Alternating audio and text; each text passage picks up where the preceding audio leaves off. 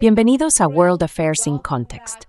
Hoy me alegra muchísimo volver a recibir al teniente coronel Daniel Davis, un oficial retirado del Ejército de Estados Unidos con más de 2 décadas de servicio, incluidas varias misiones de combate en Irak y Afganistán. El teniente coronel Davis ganó notoriedad nacional por hablar abiertamente sobre la realidad sobre el terreno durante la guerra de Afganistán, ofreciendo una perspectiva que a menudo contrastaba de forma clara con la narrativa oficial que venía de Washington. Por cierto, Daniel presenta un programa realmente excelente que sigo con regularidad y recomiendo muchísimo. Dejaré el enlace más abajo. Daniel, bienvenido de nuevo al programa. Me alegra muchísimo volver a verte. Gracias por decir eso y gracias por invitarme de nuevo. Lo agradezco mucho. Es un placer. Bueno, sé que todo el mundo está pendiente de lo que ocurra a continuación en la guerra entre Estados Unidos e Irán. El alto el fuego está en una situación muy frágil, por decirlo suavemente, y parece que se avecina una nueva escalada. El presidente Trump acaba de decir en la CNBC que J.D. Vance se dirige a Pakistán, al mismo tiempo que los negociadores iraníes también van hacia allí. Y por otro lado, Trump dijo que espera lograr un gran acuerdo con Irán, pero en esa misma entrevista afirmó que espera volver a bombardear. Así que, ¿cuál es su valoración de la situación actual en la guerra de Estados Unidos contra Irán?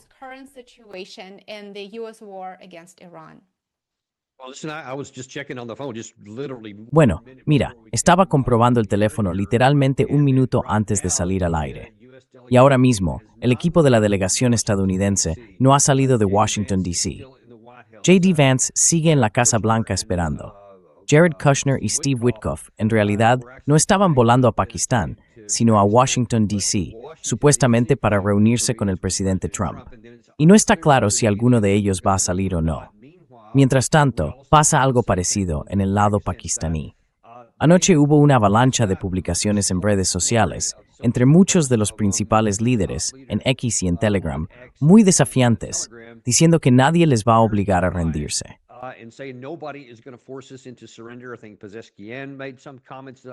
Creo que Ghalibaf hizo algunos comentarios en esa línea. Hoy, Ghalibaf ha sido muy críptico con lo que ha dicho. No ha aclarado si van o no a participar en esas negociaciones. Pero otras personas con las que he hablado en Teherán dicen que no hay ninguna señal de que alguien vaya a ir a Pakistán, porque aseguran que no hay base para ello. No hay fundamentos, dicen, a menos que la Casa Blanca cambie sus intereses de negociación, no solo sus posiciones. En ese caso, no habría ningún punto de partida para negociar. Nada ha cambiado desde la ronda anterior en Islamabad. Y si acaso, las dos partes se han endurecido aún más.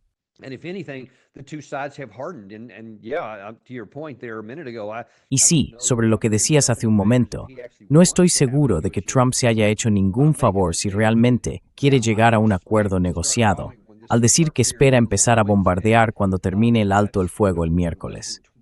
Eso es en menos de 24 horas, de hecho ya menos que eso. Así que no está claro qué va a pasar. Lo que sí sabemos es que Estados Unidos ha estado estas 2 últimas semanas reabasteciéndose, recargando, descansando y trayendo más recursos aéreos y navales a la región. También sabemos que Irán ha estado muy activo, moviendo cosas de un sitio a otro, sacando a la luz algunos de sus refugios militares en las montañas y esas llamadas ciudades de misiles que tienen.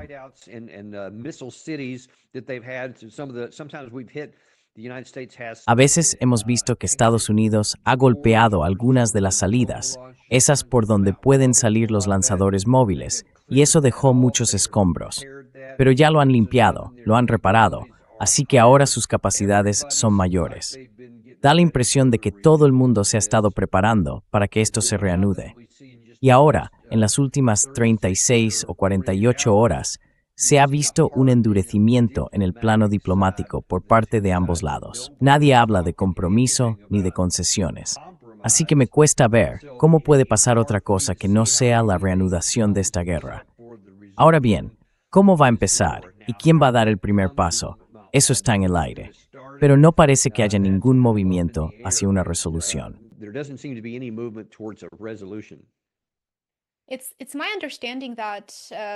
Hasta donde yo sé, ni siquiera tenemos claro cuáles son los objetivos de Estados Unidos en esas negociaciones.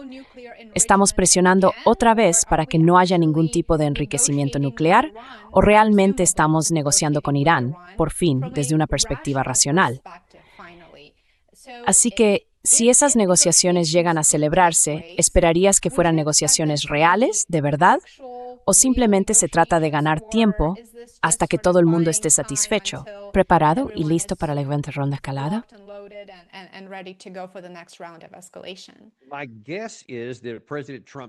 Mi impresión es que el presidente Trump todavía tiene cierta esperanza, aunque sea mínima, de que las amenazas hagan que la parte iraní se debilite y acabe cediendo.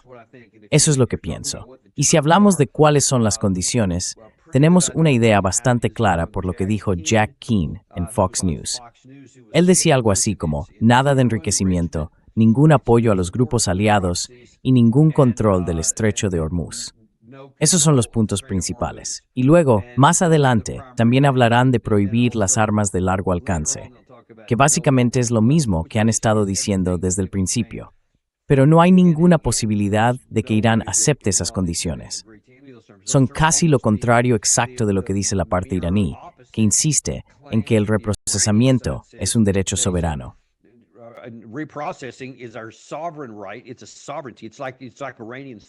Es una cuestión de soberanía. Es como el suelo iraní. No hay manera de que renunciemos al material reprocesado que tenemos. No vamos a llegar a un enriquecimiento cero. Nadie nos va a decir que no podemos tener aliados o grupos afines en la región, y el estrecho de Hormuz no volverá a salir de nuestro control.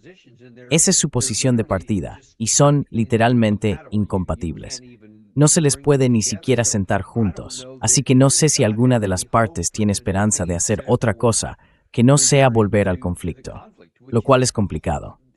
No solo sería terrible para la economía global, sino potencialmente catastrófico, porque ya hay toda una serie de problemas acumulados que tardarán meses en resolverse, deshacerse y mostrarse por completo.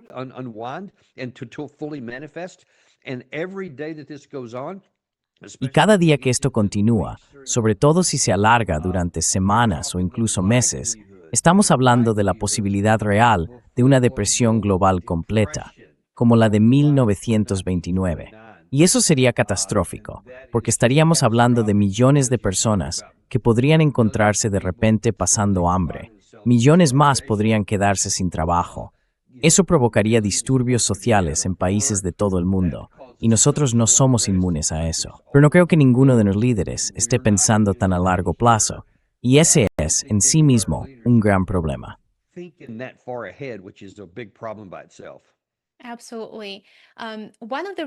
Exactamente. Una de las razones por las que tenía muchas ganas de tener esta conversación contigo es porque quería conocer tu punto de vista militar sobre una escalada que ocurrió hace poco. El 21 de abril, Estados Unidos incautó 2 barcos iraníes en el estrecho de Hormuz, y esas acciones violan claramente varios pilares del derecho internacional, como la libertad de navegación, la prohibición del uso de la fuerza y la inmunidad soberana. Así que, para mí, y no pretendo ser un experto militar, por supuesto, pero como observador, la incautación de barcos iraníes durante un alto el fuego parece más bien una demostración de fuerza militar, un intento de provocar a Irán. ¿Hubo realmente algún objetivo militar concreto que Estados Unidos lograra al incautar esos barcos iraníes durante un alto el fuego?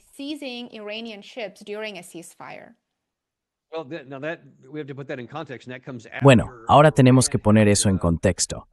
Y eso ocurre después de que supuestamente Irán disparara contra 2 barcos justo antes. Así que creo que fue una especie de ojo por ojo, con ambos lados queriendo demostrar su fuerza y decir, no te tenemos miedo. Y mira, tenemos que llegar al punto de reconocer con mucha preocupación que el Estado de Derecho, el derecho internacional, las normas internacionales, todo eso ha quedado fuera.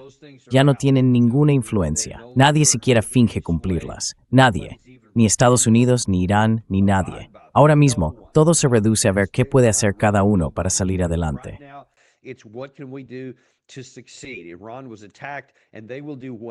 Irán fue atacado y van a hacer lo que sea necesario.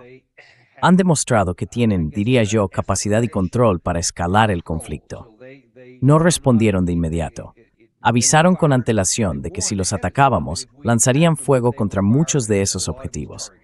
Lo hicieron, pero también dijeron que había otras medidas a las que podían recurrir, aunque no lo habían hecho todavía. A menos que los golpeáramos de nuevo, entonces pasarían al siguiente nivel. Y creo que, con la idea de que habíamos negociado un alto el fuego, que debía incluir la apertura completa del estrecho de Hormuz, casi al mismo tiempo el presidente Trump y el ministro de Exteriores Abbas Araghchi anunciaron en las redes sociales que el estrecho iba a abrirse.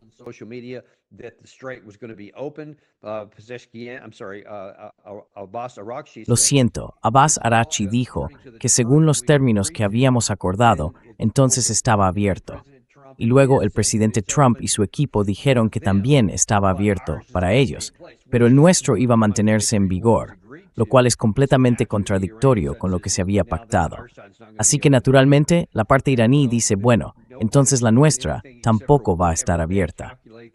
Y al final nadie hace nada, salvo lo que calculan que pueden imponer con poder militar o con coerción. Y claro, eso es lo peor que se puede hacer, porque nadie, ni un funcionario de gobierno, ni un diplomático, ni una persona normal, reacciona bien cuando alguien te clava el dedo en el pecho y te dice lo que vas a hacer. No hay cooperación, ni rastro de Estado de Derecho.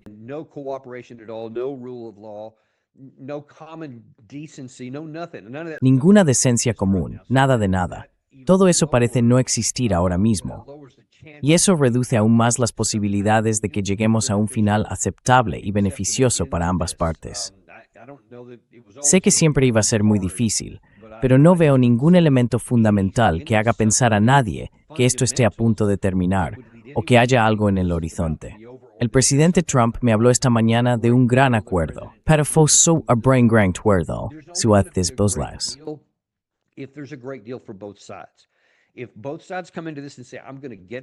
Si ambas partes entran en esto diciendo, voy a conseguir algo que quiero y voy a dar algo que tú necesitas, eso es lo que hace falta para llegar a un acuerdo aceptable para los dos. Y eso es lo que hay que buscar. Algo con lo que tanto los iraníes como los estadounidenses digan, de acuerdo, puedo vivir con esto, y así tengan motivos para cumplir con lo pactado. Si se da una situación en la que una parte simplemente dice, vas a hacer esto, y punto, entonces la otra parte va a responder, no, no lo voy a hacer. Y en ese caso, no vas a conseguir lo que quieres. O, si lo hago, será por obligación, y en cuanto tenga la oportunidad haré trampa. Eso no se puede mantener en el tiempo. Y hasta que no cambiemos nuestro enfoque, sinceramente, no veo ninguna posibilidad de que esto llegue a una solución duradera, sea cual sea.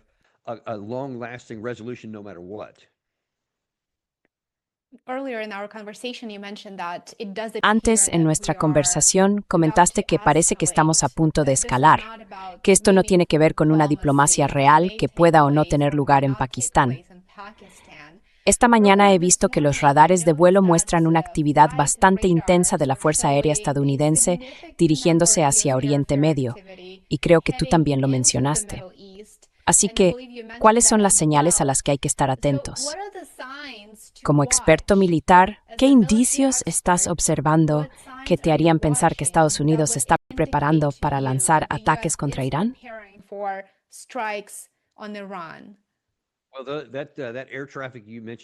Bueno, ese tráfico aéreo que mencionabas lleva prácticamente sin parar desde que empezó el alto el fuego.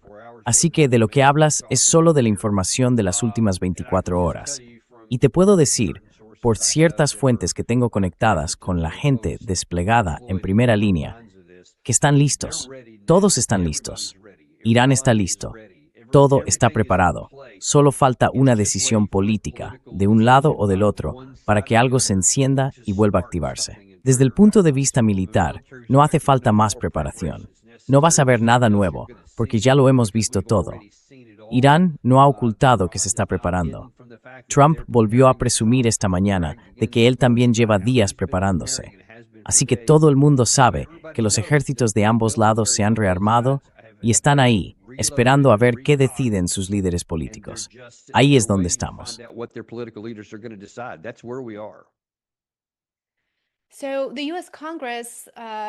Así que el Congreso de Estados Unidos votó 2 veces en contra de limitar los poderes para la guerra con Irán, en la práctica. ¿Quién crees que está tomando las decisiones ahora mismo en la administración Trump? Porque sabemos que la popularidad del presidente Trump está por los suelos, en su punto más bajo. Los estadounidenses no quieren esta guerra, no la querían. Y además, Irán no representaba una amenaza real. Entonces, ¿quién está realmente tomando las decisiones ahora? Teniendo en cuenta que hace falta un esfuerzo considerable, incluso económico, para prepararse para una nueva escalada. Me pregunto, ¿quién crees tú que está impulsando de verdad estas decisiones?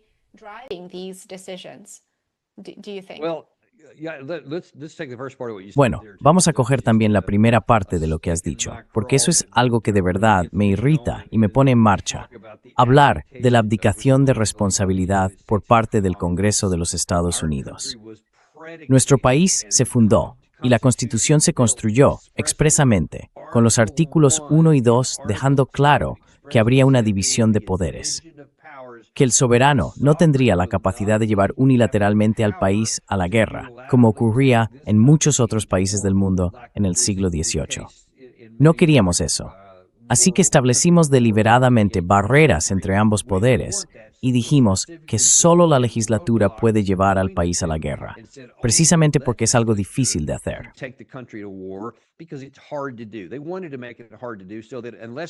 Querían que fuera difícil hacerlo, de modo que, a menos que hubiera una mayoría significativa de ciudadanos que consideraran que era necesario, sus representantes elegidos votarían en consecuencia.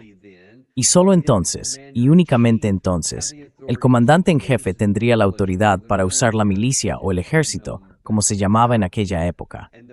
Y el hecho de que el Congreso se haya votado a sí mismo para renunciar a su poder es sencillamente reprobable, porque no solo no han cumplido con su deber de declarar o no declarar, ni siquiera debatieron la situación.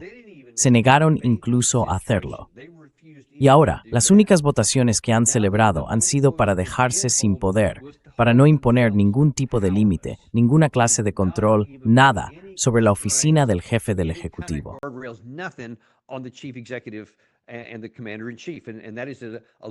Y el comandante en jefe, eso es, literalmente, una abdicación de su responsabilidad. Han deshecho todo lo que nuestros padres fundadores construyeron al crear este país. Y ahora han puesto el poder, sin ninguna ambigüedad, en manos de una sola persona que literalmente puede hacer lo que quiera. Da igual si es en Venezuela, en Irán, quizá en Groenlandia o en Cuba dentro de poco. Literalmente, no hay ningún tipo de límite. Y eso, por sí solo, es una situación increíblemente peligrosa. Y luego llegamos a la cuestión de quién manda. Pues bien, por eso mismo es una sola persona. Es Donald Trump. Y ya está, no hay nadie más. Ahora, se puede decir que está influido por Benjamin Netanyahu o por el lobby israelí, y sin duda hay algo de verdad en eso, pero la responsabilidad final recae en él.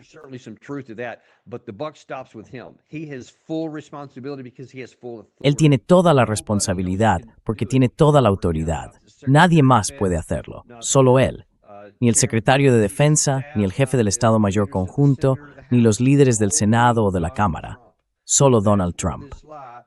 Así que ahí es donde está la cuestión, y nos quedamos intentando adivinar qué es lo que realmente le motiva. Y creo que no se puede hablar de esto sin reconocer también que hay señales crecientes y reales de un deterioro cognitivo, lo cual resulta preocupante, porque su proceso de toma de decisiones ya no está ni siquiera al nivel que tenía en su primer mandato. Y ese es el hombre que decide si vamos a la guerra o no, o si hay negociaciones o no. Y eso por sí solo ya es otro problema.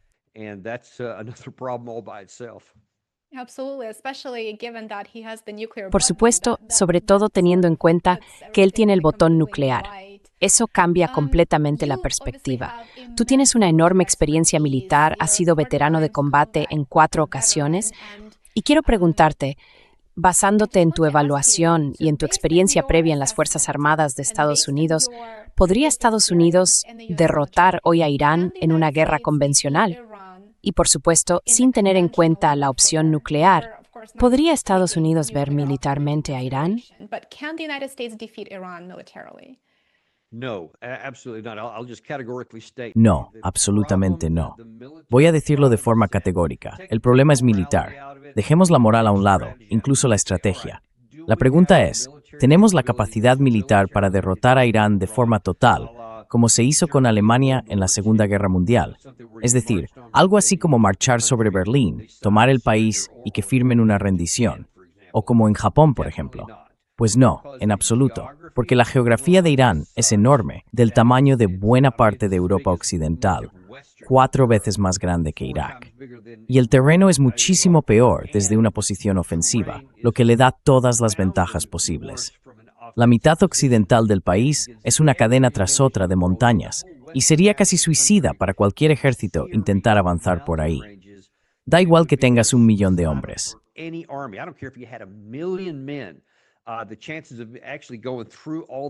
Las posibilidades de atravesar todas esas montañas serían prácticamente imposibles. Así que no puedes hacerlo por tierra. Tampoco podrías entrar desde la otra dirección, incluso si dijeras que todavía controlamos Afganistán. Porque, aunque hay algo de terreno llano por el que podrías avanzar, está todo muy canalizado, y eso facilitaría muchísimo que el lado defensor te guiara hacia allí. Y entonces, básicamente, se convierte en una gran zona de muerte. Así que tampoco podrías hacerlo por ahí. Eso nos deja con los bombardeos. Pero, ¿puedes bombardear un país de 93 millones de personas con ese tipo de terreno, cuando además tienen sistemas subterráneos? Porque ya lo habían previsto. Sabían que tenían que construir ciudades de misiles bajo tierra, donde no pudieran ser bombardeadas desde el aire, y que no se puede atacar eso, ni siquiera con un arma nuclear.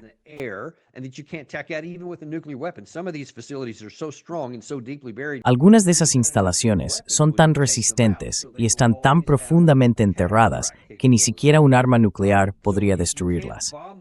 Así que siempre tendrán capacidad de contraataque.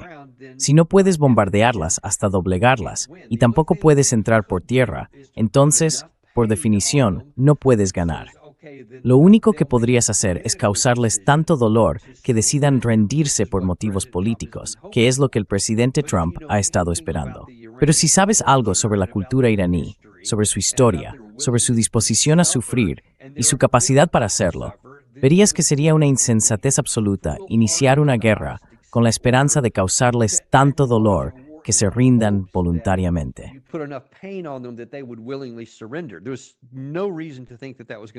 No había ningún motivo para pensar que eso fuera a ser así.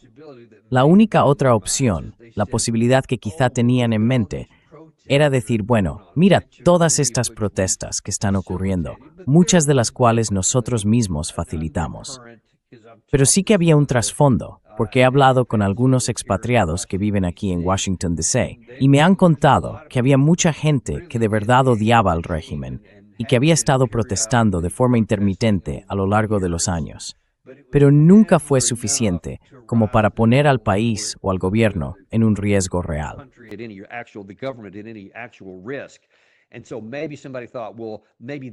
Así que quizá alguien pensó, bueno, tal vez esta vez sí funcione, y si matamos a suficientes, será como en Libia, donde había muchas protestas. Les ayudaremos, iremos allí, bombardearemos algunas cosas, y entonces sus fuerzas de seguridad ya no podrán mantener el control, y ellos se levantarán.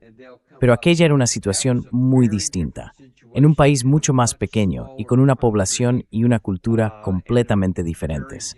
Así que, si alguien pensaba eso, no habría menimo.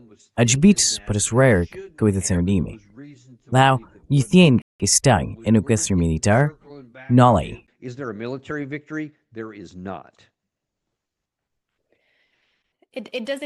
Parece que estamos en el camino hacia una mayor escalada.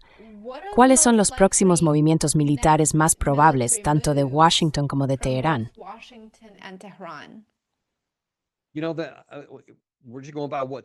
Nos estamos limitando a lo que se está diciendo.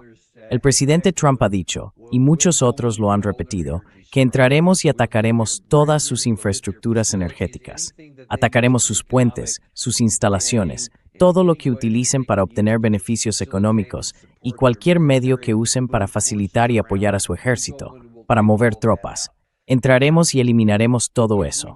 Ahora bien, si lo miramos de forma aislada, Eso perjudicaría a Irán, les haría mucho daño, sin duda. Pero incluso así, si recordamos que durante 8 años de guerra con Irak, una guerra que también apoyamos, incluso cuando los iraquíes usaron armas químicas y causaron destrucción masiva, matando a cientos de miles de iraníes, ellos nunca se rindieron ante eso.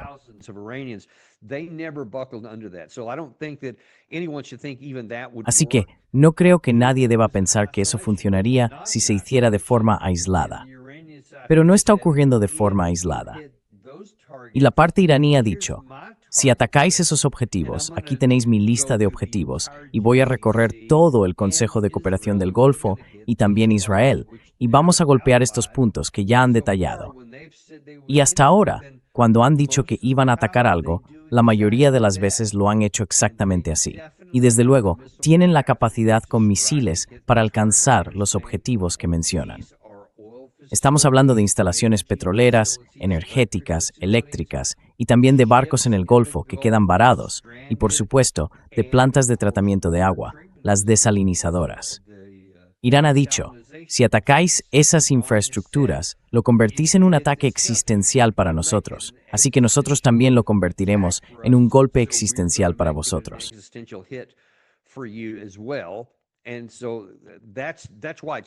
Y por eso no está aislado. A simple vista, puede que esto no les haga rendirse, pero el daño que va a provocar en toda la región, como consecuencia de nuestro ataque, sería simplemente catastrófico. Quiero decir, podría literalmente provocar una migración masiva desde los países del Golfo, porque si esas plantas desalinizadoras de agua son alcanzadas y quedan fuera de servicio durante un tiempo, no tendrán suficiente agua ni para sobrevivir, ni para beber, ni para nada, así que tendrían que marcharse en masa. No tengo ni idea de cómo podrían manejar algo así.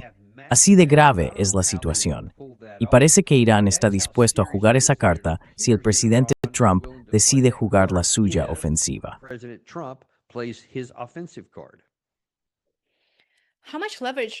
¿Cuánta capacidad de presión crees que tienen ahora los países del Consejo de Cooperación del Golfo para decir no reanuden las hostilidades, no queremos acabar todos siendo refugiados? Porque claro, como tú mismo dijiste, todo está sobre la mesa si la guerra vuelve a empezar.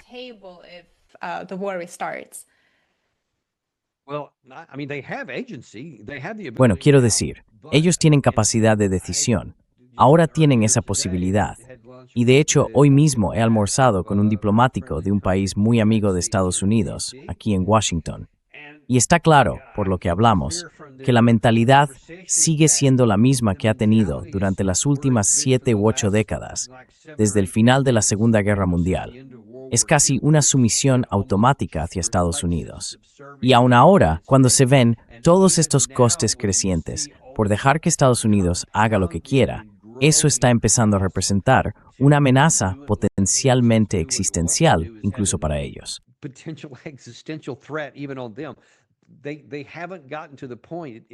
Parece que todavía no han llegado al punto en el que, antes de que pase algo, alguien tenga el valor de levantarse y decir, Presidente Trump, no, hasta aquí.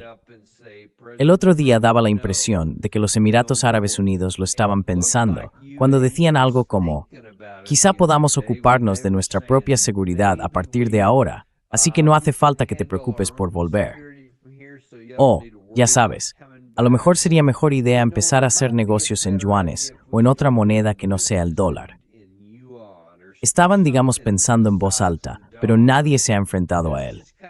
Quiero decir, se puede ver que el presidente Trump podría estar literalmente a unas horas de decir, sí, voy a reactivar todo esto. Y bueno, podemos imaginar las reacciones que eso provocaría.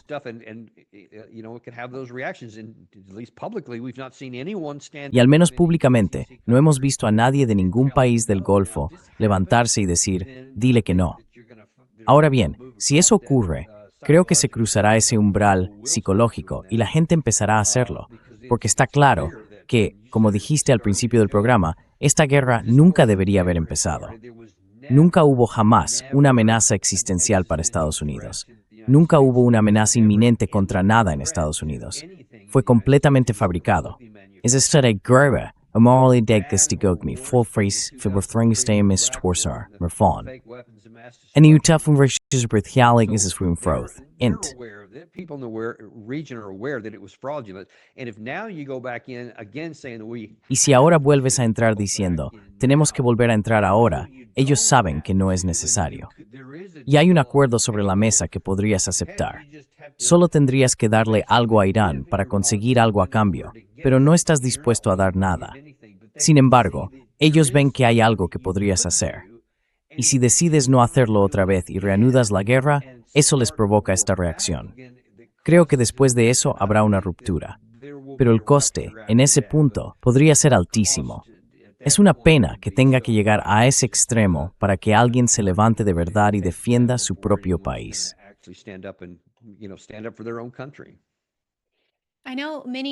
Sé que muchas familias de militares estadounidenses se estarán preguntando ahora mismo si la invasión terrestre sigue sobre la mesa en caso de que la guerra se reanude.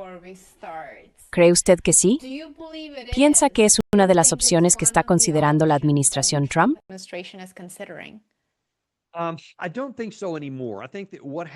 Ya no lo creo.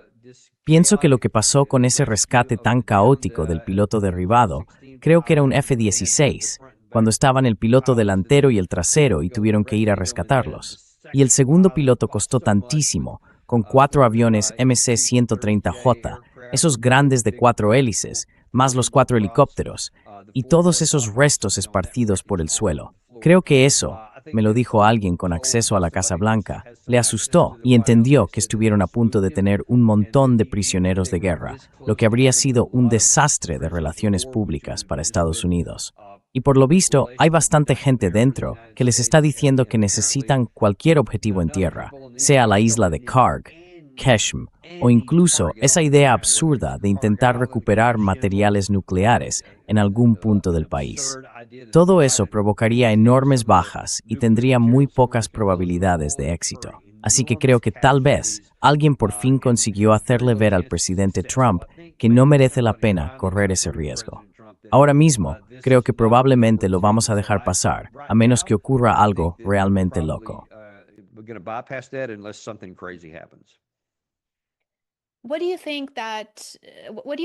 ¿Cómo crees que sería una salida realista a estas alturas? Da la impresión de que nadie está hablando en serio de opciones para reducir la tensión. Las negociaciones puede que se den o puede que no, y aún así la delegación de Estados Unidos iría con unas expectativas probablemente poco realistas. Entonces, ¿cómo sería realmente esa salida posible en este momento?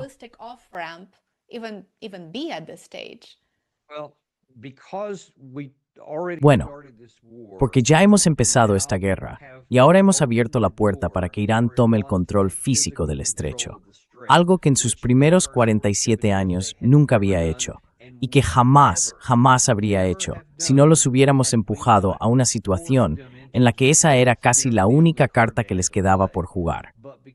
Pero como lo hicimos, ahora no hay manera de que suelten ese control. No existe una vía militar que les obligue a retirarse de ahí. Así que a partir de ahora, esa es una nueva realidad y tendremos que asumirla. Y por eso creo que en un futuro previsible, incluso si recuperáramos algo de cordura diplomática durante un tiempo, Irán va a decir, bueno, podemos hablar sobre el enriquecimiento.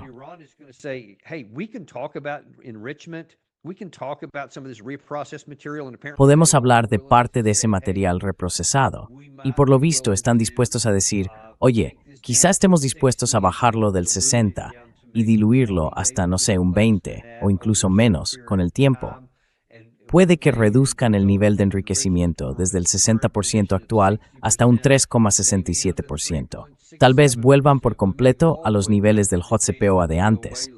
Hay margen para eso, sí, pero no creo que haya margen alguno para que digan, podéis llevaros nuestro material reprocesado y nosotros simplemente volveremos al statu quo anterior. El estrecho quedará abierto y nadie hará nada al respecto.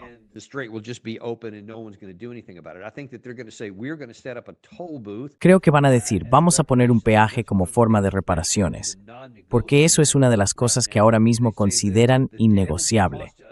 Dicen que el daño que hemos causado por la guerra que elegimos es tan grande que tiene que haber reparaciones y que eso puede ser en efectivo devolviéndoles los activos que tenemos congelados, o bien montando un peaje y cobrando, no sé, $1 o $2 millones por cada barco que pase por ahí durante un tiempo, hasta que consideren que ya han recuperado lo que les corresponde. No lo sé, pero me parece que eso es algo posible. Ahora bien, ¿admitirá Estados Unidos algo así alguna vez? Will the United States ever admit to that? President Trump categorically just said, nope, nope, nope. El presidente Trump dijo categóricamente, no, no, no. Cuando se lo preguntaron hace 2 días, dijo que no lo haría, que no había absolutamente ninguna posibilidad. Así que no parece que haya ninguna opción para eso, al menos por ahora. Pero Trump es la persona más famosa del planeta. Ya ha cambiado de opinión antes, así que quizá llegue a esa conclusión más adelante. Pero tú preguntabas si hay alguna oferta diplomática real sobre la mesa. Y sí hay una, que los iraníes acepten algunas cosas más de las que quieren, creo yo. Pero en lo que respecta al reprocesamiento, al material reprocesado que queda y al control del estrecho, no creo que vayan a negociar ni a ceder en esos puntos. Teniente Coronel Daniel Davis, siempre es un placer escuchar sus opiniones y su experiencia. Muchísimas gracias por acompañarnos y espero volver a contar con usted pronto. Muchas gracias. Lo espero con ganas. Hasta la próxima.